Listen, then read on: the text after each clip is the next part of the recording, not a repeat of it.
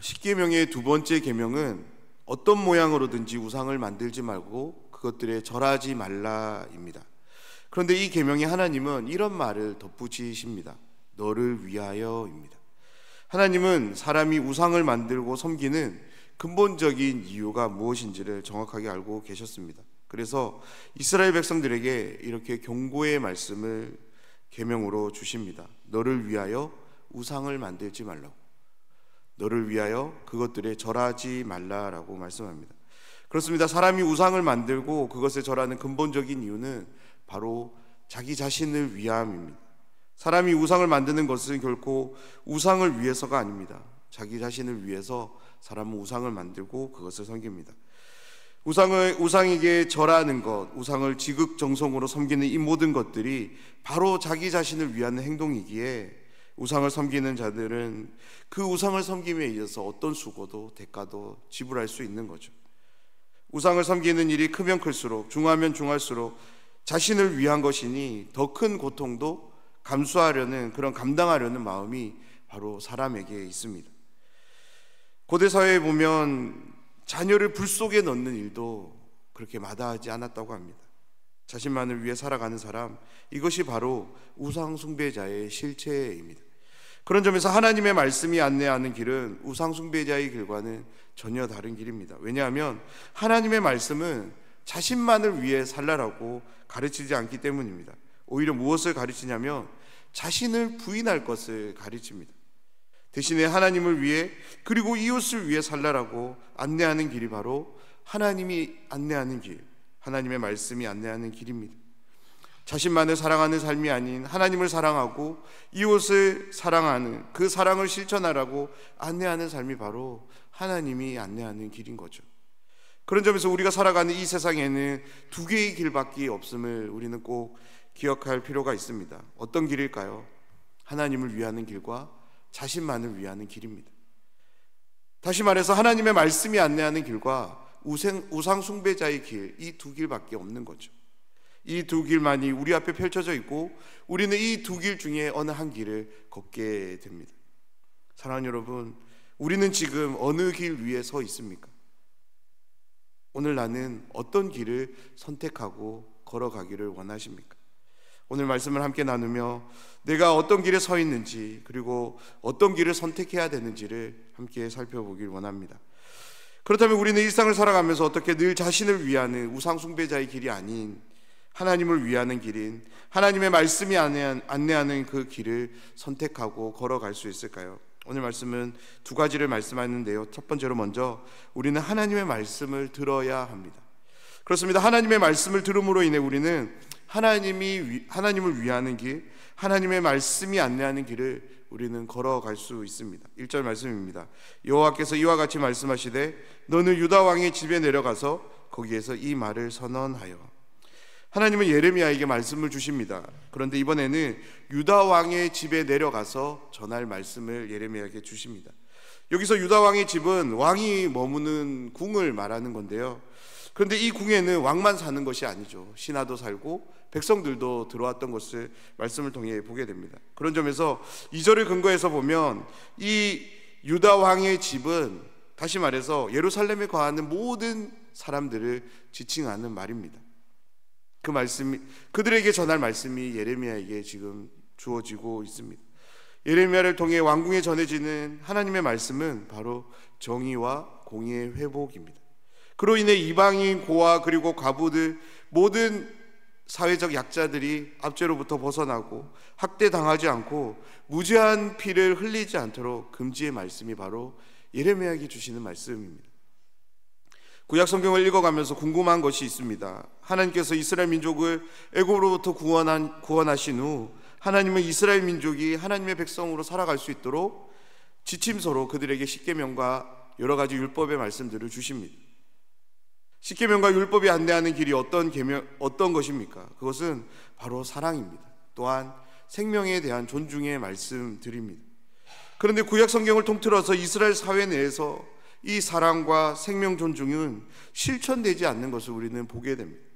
특별히 8세기 아모스, 이사야와 같은 예언서를 시작으로 시대가 계속적으로 흘러갈수록 이 두 계명이 지켜지지 않기에 하나님은 더 많은 선지자들을 보내고 더 많은 말씀들을 그들에게, 이스라엘 민족에게 주시는 것을 우리는 보게 됩니다. 사랑하는 여러분, 왜 이스라엘 민족은, 오늘 말씀의 주인공인 유다 민족은 이 계명들을 지키지 않은 것일까요? 바로 그들은 하나님의 말씀을 듣지 않았기 때문입니다. 더 정확하게 말하자면 이 당시 왕을 비롯하여 모든 사람들이 자기를 위하는, 즉 우상 숭배자가 되어버렸기에 하나님의 말씀을 듣지 못하게 된 것입니다. 들을 수 없게 된 것이죠. 사랑하는 여러분, 다른 피조물에게는 없는데 유독 사람에게만 있는 것이 있습니다. 그것이 바로 하나님의 형상이라는 것입니다. 하나님께서 사람을 창조하실 때 하나님의 형상으로 창조하신 이유는 하나님을 예배하는 그 섬김을 통하여 하나님을 닮아가도록 하기 위해서 하나님은 사람에게 하나님의 형상을 부여하셨습니다. 그런데 이 사람이 하나님을 예배하지 않습니다. 하나님을 사랑하지 않습니다. 대신 누구를 섬기냐면, 누구를 사랑하냐면 바로 자기 자신을 사랑하는 거죠. 자기 자신을 섬기는 것입니다. 그래서 자신을 위하여 우상을 만들어 그것에 절하기를 시작한 것입니다. 그로 인해서 어떤 결과가 나타났냐면 하나님을 닮아야 할 사람이 우상을 닮아 우상이 되어버린 것입니다. 그로 인해 유다 사회 내에 하나님의 말씀이, 두 계명이 계속적으로 함께했지만 그들은 하나님의 말씀을 듣지 못하게 된 것입니다. 들을 수 없게 된 것입니다. 왜냐하면 우상의 특징이 이것이기 때문입니다. 귀가 있어도 듣지 못하고 눈이 있어도 보지 못하는 것이 우상입니다. 그 결과로 왕을 비롯한 신하들은 철저하게 자신만을 위하는 사람들이 되었습니다. 왕과 신하가 그러한데 그들의 다스림을 받는 백성들의 삶은 어떠할까요? 앞다투어 유다 민족 모두가 자신만을 위하는 상태, 다시 말해서 우상 숭배자들이 된 것이죠. 그러니 공의나 정의가 있을 수 없는 거죠. 왜냐하면 그것들이 중요하지 않기 때문입니다. 무엇이 중요합니까? 바로 자기 자신이 중요한 거죠. 나에게 더 많은 이익이 발생될 수 있도록 이들은 늘 그런 삶을 추구하며 살아갔던 것입니다. 물건을 팔 때에도 부정한 추를 사용합니다. 누군가에게 잘못을 가해도 그것에 대해서 잘못을 인정하지 않습니다. 왜냐하면 내가 가진 힘과 권력을 통해서 나의 이익을 극대화하는 삶을 그들은 살아갔기 때문에 그런 거죠. 그래서 나의 편의를 누리기 위해서 고아와 가부, 그리고 이방인과 나그네와 같은 이 당시 사회적 약자들은 너무나도 좋은 먹잇감이 되는 거죠. 그래서 함부로 대하고 아무렇지 않게 그들을 압제했던 것입니다. 학대도 서슴없이 그렇게 자행했던 것입니다. 이들이 이러한 삶을 살았던 유일한 이유는 뭐냐면 바로 자신을 위하는 삶입니다. 그러다 보니 이곳저곳에서 무죄한 사람들의 피가 흘러갈 수밖에 없는 것이 유다 민족의 사회의 모습의 실상이었습니다. 우상 숭배자들이 된 유다 민족이 만들어낸 사회는 정말이지 하나님이 주신 언약, 그 율법이 안내하는 삶과는 전혀 다른 삶인 거죠. 삶이었던 것입니다. 하나님은 그들을 바른 길로 하나님께로 인도하기를 원하셨고, 그래서 그들을 돌이키기 위해 하나님은 계속적으로 그들에게 말씀을 주신 것입니다. 하나님의 말씀을 듣도록 하기 위해서, 듣고 돌이켜 하나님께로 다시 돌아오게 하기 위해서 하나님은 계속적으로 선지자들을 보내고 말씀을 주십니다. 왜냐하면 하나님의 말씀만이 우상 숭배자에게서 벗어날 수 있는 유일한 해독자가 되기 때문에 그렇습니다. 사랑하는 여러분, 하나님의 말씀을 듣는 것을 더 기뻐하고 즐거워하는 우리 모두가 되어야 될 줄 믿습니다. 왜 그렇게 해야 될까요? 우리가 하나님의 말씀을 들어야만 우리는 하나님을 위하는 길을 살아갈 수 있기 때문에 그렇습니다. 성경이 하나님의 말씀이 안내하는 길을 우리가 걸어갈 수 있기 때문에 그렇습니다. 또한 우리가 우상 숭배자가 되지 않을 수 있기 때문에 우리는 그렇습니다. 여러분, 우리 자신을 너무 신뢰하지 마시기 바랍니다. 신앙생활 연수가 신앙의 안전지대가 되지 못함을 기억하십시오. 우리의 신앙의 안전지대는 오직 하나님의 말씀 안에 있음을 믿습니다. 오늘 하루도 우상 숭배자의 길이 아닌 하나님을 위하는 하나님의 말씀이 안내하는 길을 걸어가기를 원하십니까? 그렇다면 우리는 하나님의 말씀을 들어야 합니다. 우리가 하나님의 위하는 길을 날마다 온전히 걸어가기를 원한다면 우리는 하나님의 말씀을 들어야 됩니다. 그리고 우리는 그 말씀을 지켜 준행해야 합니다. 그렇습니다. 우리는 하나님의 말씀을 듣고 그 말씀을 준행할 때 우리는 하나님을 위하는 길, 성경이 안내하는 길을 걸어갈 수 있습니다. 4절 말씀입니다. 너희가 참으로 이 말을 준행하면 다윗의 왕에 앉을 왕들과 신하들과 백성이 병거와 말들을 타고 이 집 문으로 들어오게 되리라. 하나님은 유다 민족이 하나님께서 예레미야를 통해 왕궁에 준 이 말씀을 준행하게 될 때 그들의 삶에 대한 회복의 말씀을 약속으로 주시는데요, 4절 말씀에 나오는 내용으로 다윗의 왕이 앉을 왕들과 신하들과 백성이 병과 말을 타고 다시 이 집 문으로 들어오게 될 것이라고 말씀합니다. 4절 말씀의 마지막에 나오는 들어오게 되리라를 통해서 우리는 한 가지를 생각할 수 있는데요, 그것은 하나님의 심판으로 인해 유다 민족은 이제 더 이상 다윗의 왕위에 앉을 왕들과 신하들 그리고 백성이 예루살렘 성 안에 들어오지 못함을 암시하는 내용을 우리는 암시하고 있음을 우리는 생각할 수 있습니다. 무슨 말입니까? 하나님께서 유다 민족으로 하여금 하나님의 성에 들어오지 못하도록 할 것이라고, 그러한 심판을 내리실 거라고 말씀하는 것입니다. 그런데 유다 민족이 왕으로부터 신하 그리고 백성에 이르기까지 예레미야를 통해 주어진 이 말씀을 준행하면, 그냥 준행하는 것이 아닙니다. 참으로 준행하면 이 모든 것들을 다시 하나님께서 원상태로 돌려주시겠다라고 말씀합니다. 여기서 참으로라는 이 단어를 한번 주의 깊게 봤으면 좋겠는데요, 영어 성경에서는 주의해서라는 말로 이제 번역을 하는데 저는 이 번역이 조금 더 적절해 보인다고 생각합니다. 왜냐하면 유다 민족은 하나님의 말씀들, 계명들이 그들과 함께 했지만 그 말씀들을 듣지 않았고 지키지 않았습니다. 그렇기 때문에 유다 민족이 다시 하나님께서 자신들에게 주신 이 말씀들을 지켜가기 위해서는 무엇보다 이 말씀이 무엇을 요구하는지, 무엇을 가리키는 위치를 주의해서 살펴볼 필요가 있었던 거죠. 그래야지만 그 말씀들을 적절하게 지켜갈 수 있었기 때문입니다.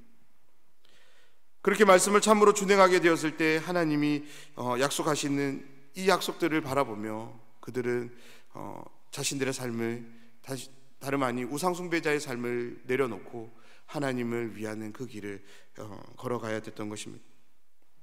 하지만 반대로 지키지 않았을 때 어떤 결과를 말씀하시냐면 5절 말씀인데요, 유다 민족을 황폐하게 할 것이라고 말씀합니다. 그것도 하나님께서 자신을 걸고 이 말은 반드시 이와 같은 일을 하겠다라는 거죠. 또한 하나님은 유다 민족으로 하여금 바른 행동을 이끄시도록 말씀을 계속적으로 이어가는데요, 6절과 7절의 심판의 내용으로 그들에게 다시 한번 경각심을 주시면서 이 말씀을 지킬 것을 권면하고 계십니다. 6절에 보면 길르앗 레바논의 머리라는 이 표현이 나오는데, 이 표현은 은유적인 표현으로 유다 민족 안에서 어떤 풍요로움을 상징하는 말입니다. 다시 말해서 하나님은 유다 민족이 누리는 모든 풍요로움들을 모조리 사라지도록 파멸자를 준비할 것이라고 경고의 말씀을 주십니다. 유다 민족이 하나님의 심판이 아닌 하나님이 원하시는 삶으로 나아가기 위해서 무엇이 필요합니까? 그것은 하나님의 말씀을 듣는 것이고요, 또한 그 말씀을 참으로 준행하는 삶이 필요했던 것입니다.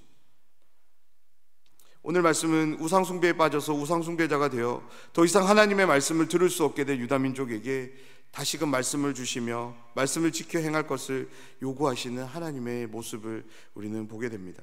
우상숭배자는 어떤 사람입니까? 나만을 위해 살아가는 사람입니다.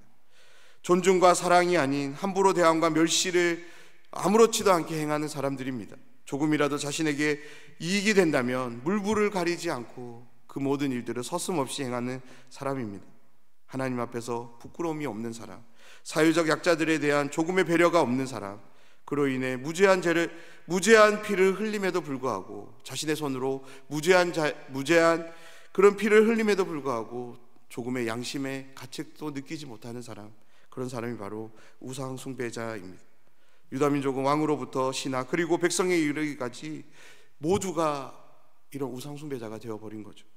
그래서 하나님 앞에서 결코 보여서는 안 되는 이런 잔혹함을 아무렇지도 않게 그렇게 자행했던 것입니다. 사랑하는 여러분, 날마다 말씀을 더 가까이 하며 들으시기를 원합니다. 그리고 말씀을 참으로 준행하는 우리 모두가 됩시다. 무엇 때문에 그래야 될까요? 먼저는 하나님을 위하는 오직 성경이 안내하는 그 삶을 걸어가기 위해서 우리는 이러한 삶을 결단해야 될 것입니다. 또한 우리도 언제든 우상 숭배자가 될 수 있기 때문에 우리는 하나님의 말씀을 가까이 해야 됩니다. 하나님의 말씀을 참으로 준행하는 자가 되어야 됩니다. 우상 숭배의 길은 그리 먼 곳에 있지 않습니다. 잠시라도 하나님을 떠난다면, 하나님의 말씀을 떠난다면, 내 삶의 주인이 내가 된다면, 내 마음과 생각이 하나님의 마음과 생각보다 더 높아진다면 그 즉시로 우리 자신은 우상 숭배자가 됨을 기억하시기 바랍니다. 날마다 말씀을 들으며 그 말씀을 참으로 준행함을 통해 하나님을 위하는 하나님의 말씀인 성경이 안내하는 삶만을 살아가는 우리 모두가 되길 주님의 이름으로 축원합니다.